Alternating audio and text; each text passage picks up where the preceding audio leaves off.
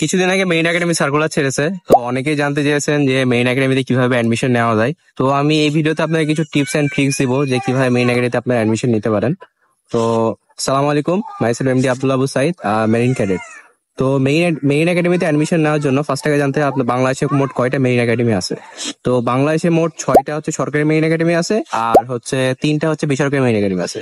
তো বাংলাদেশে 6টা সরকারি মেইন একাডেমি হলো Bangladesh main academy Chittagong, Bangladesh main academy Khulna, Bangladesh main academy Rangpur, Bangladesh main academy Sylhet, Bangladesh main academy Barisal, আর আরেকটা আছে বাংলাদেশ মেইন ফিশারিজ একাডেমি, যেটা চিটাগাং আছে। আর এবার আসি বেসরকারি গুলাতে। তো বেসরকারি আছে হচ্ছে ইন্টারন্যাশনাল মেরিটাইম একাডেমি, আর হচ্ছে ওয়েস্টার্ন মেরিটাইম একাডেমি, আর আরেকটা হচ্ছে মাস মেইন একাডেমি। বাংলাদেশ মেইন একাডেমিতে অ্যাপ্লাই করার জন্য ফার্স্টে হচ্ছে আপনার 2টা ক্রাইটেরিয়া থাকা লাগবে। আপনাকে সায়েন্স ব্যাকগ্রাউন্ড থেকে আসতে হবে, আর আর্টস বা কমার্স যারা পড়েন তারা এখানে অ্যাপ্লাই করতে পারবেন না। সেকেন্ড হচ্ছে আপনাকে 22 বছরের নিচে হওয়া লাগবে, বা অথবা 22 বছর হতে হবে।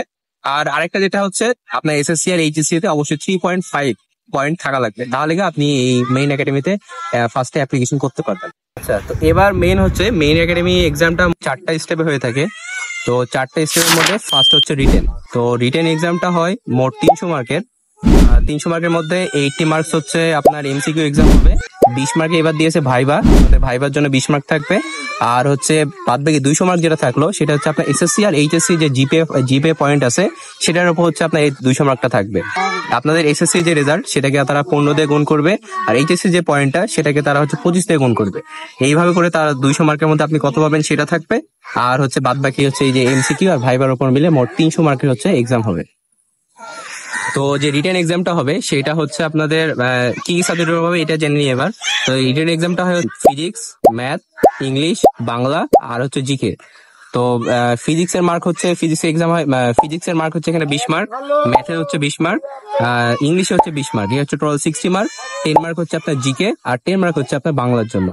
তো রিটেনের ক্ষেত্রে হচ্ছে আপনার মোট 160টা কোশ্চেন অ্যান্সার দেওয়া লাগবে। কোশ্চেন পরীক্ষা হবে কিন্তু 80 মার্কে, কিন্তু হবে কোশ্চেন হবে আপনার 160টা। পার এমসিকিউর জন্য আপনার মার্ক থেকে 0.5 করে। আর হচ্ছে যদি এবার নেগেটিভ মার্কিং সিস্টেম করেছে, এর আগে আমাদের কখনো ছিল না। তো এবার একটা কোশ্চেন ভুল আপনার 0.125 করে মার্ক কেটে নিবে। তো আপনি রিটেনে টিকে গেলেন। তো এরপরে স্টেপ হচ্ছে ফিজিক্যাল টেস্ট। তো ফিজিক্যাল টেস্টে হচ্ছে এটা আবার 4 ভাবে তারা নিয়ে থাকে। তো ফিজিক্যাল টেস্টে ফার্স্টে হচ্ছে আপনার 400 মিটার দৌড়তে হবে, দৌড়। তারপরে হচ্ছে 10টা পারফেক্ট পুশ আপ, এটা আপনাকে দেওয়া লাগবে। তারপরে 3 নাম্বার হচ্ছে 3 মিটার রোপ ক্লাইম্বিং। আসলে রোপ ক্লাইম্বিংটা হচ্ছে যে আপনার পরীক্ষার টাইমে আপনার সামনে দড়ি থাকবে, 3 মিটার আপনাকে দড়িটা দিয়ে সে উঠতে হবে। আর 4 নাম্বার হচ্ছে 60 মিটার সুইমিং, আপনাকে 60 মিটার হচ্ছে সাঁতার কাটা লাগবে। তো সাঁতার কাটা আপনি যদি উইক সুইমার হন তাহলে আপনাকে আগে থেকে প্র্যাকটিস করে যাওয়া উচিত, কারণ আপনি যদি সাঁতারে যদি না টিকেন তাহলে আপনি কোনোভাবে এই পরীক্ষার জন্য সিলেক্টেড হবে না। কিন্তু একটা সুযোগ আছে এখানে, যে যদি ফার্স্ট সুযোগে যদি আপনি সাঁতার যদি না পারেন তো আপনাকে সেকেন্ড একটা সুযোগ দেওয়া হবে। আপনি ওই সেকেন্ডের ডেট দেওয়া হবে, ওই ডেটে যে আপনি তখন আবার এই পরীক্ষাটা দিতে পারবেন, কিন্তু অবশ্যই প্র্যাকটিস করে দেন। তবে আরেকটা বিষয় হচ্ছে যে সাঁতারে কোনো টাইম লিমিট নাই, কিন্তু সবাই যখন যেহেতু গ্রুপ ভাগ করে সাঁতার করা হয় তো সবার সাথে পাল্লা দিয়ে আপনাকে মানে ওদের সাথেই সাঁতার কেটে যেতে হবে, কিন্তু আপনাকে 60 মিটার সাঁতার কাটাই লাগবে। এবার মোস্ট ইম্পর্টেন্ট ধাপ, মানে মোস্ট ইম্পর্টেন্ট স্টেপ, এটা হচ্ছে ভাইবা ওরাল। আপনি রিটেনও টিকে গেলেন, তারপর হচ্ছে ফিজিক্যাল টেস্টও টিকে গেলেন, বাট আপনি ভাইবা একটু খারাপ করে ফেলেছেন, তাহলে কিন্তু আপনি মেইন একাডেমি সিলেক্টেড হবেন। তো এই জন্য আপনাকে ভাইবাটা খুব গুরুত্ব সহকারে দিতে হবে। তখন আপনার মনে কোশ্চেন আসতেই পারে যে ভাইবাতে কি ধরনের কোশ্চেন হতে পারে। তো ভাইবাতে জেনারেলি আপনি যখন যাবেন তখন আপনার বিষয় জানতে চাইবে, অথবা আপনার জেলা সম্পর্কে, অথবা আপনি যে কোন ডিপার্টমেন্টে ভর্তি হতে ইচ্ছুক তো সেই ডিপার্টমেন্টে আপনি কেন ভর্তি হতে চান, নটিক্যাল বা ইঞ্জিনে। আরেকটা বেসিক কোশ্চেন করে থাকে যে আপনি মেইন একাডেমিতে ভর্তি হতে চান কেন, এটা সাধারণ কোশ্চেন একটা করে থাকে। তো এই ধরনের রিলেটেড কোশ্চেন হতে পারে। তো লাস্টে যে কোশ্চেন যে মেইন একাডেমিতে কেন ভর্তি হতে চান, এই কোশ্চেনটার অ্যান্সার কিন্তু বাড়ি থেকে অবশ্যই রেডি করে নিয়ে যান, কারণ এই কোশ্চেনটা সবাইকেই অলমোস্ট জিজ্ঞাসা করে থাকে। তো এরপর ভাইভা গেল, ফিজিক্যাল টেস্ট গেল, রিটেন গেল। তো এই 3টাতে আপনি টিকার পর স্টেপ হচ্ছে মেডিকেল টেস্ট। মেডিকেল টেস্টে এটা কোনো আহামরি কোনো মানে বিষয় না। এটাতে আপনার যদি শরীর সুস্থ থাকে, যদি শরীর ঠিকঠাক থাকে তাহলে আপনি এটা ইজিলি পাস করে যাবেন। কিন্তু যদি আপনার কোনো মেজর সমস্যা থাকে, চোখের সমস্যা বা হচ্ছে আপনার যদি পাইলস, হার্নিয়া অথবা মৃগী রোগ যদি হয়ে থাকে, এই ধরনের রোগ থাকলে আপনি এই একাডেমিতে ভর্তির জন্য সুযোগ পাবেন না, এটা তখন আপনি সিলেক্টেড হবেন না। তো এবার আসি সাজেশন নিয়ে। ফিজিক্স, ম্যাথ আর হচ্ছে ইংলিশ, এটা হচ্ছে এইচএসসি যে বেসিক জিনিস থেকে আসে। এটা সেরকম কঠিন হয় না। আর হচ্ছে যে জিকে যে কোশ্চেন গুলো হয় সেটা খুব সাম্প্রতিক জিনিস থেকে আসে, বাংলাদেশের মুক্তিযুদ্ধ অথবা বাংলাদেশ এরকম রিলেটেড যেগুলো আছে সেটা থেকে কোশ্চেন আসে। আর হচ্ছে বাংলা যেটা আছে, বাংলা আপনি বাংলা ব্যাকরণ আর গ্রামাটিক্যাল বেসিক যেগুলো আছে সেখান থেকেই মোটামুটি কোশ্চেন চলে আসে।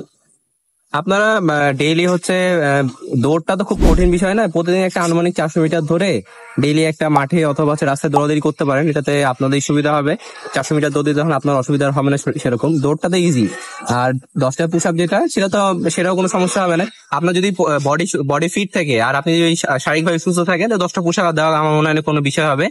আর রোপ ক্লাইম্বিং যেটা, সেটা একটু টাফ আছে, কারণ আমি নিজেই ভুক্তভোগী। তো রোপ ক্লাইম্বিং এর ক্ষেত্রে আপনি একটা বাজার থেকে দড়ি কিনে নিয়ে আসতে পারেন, কিন্তু অবশ্যই দড়িটা মজবুত হতে হবে, কারণ মজবুত না হলে আপনি আবার ছিঁড়ে পড়ে যেতে পারেন।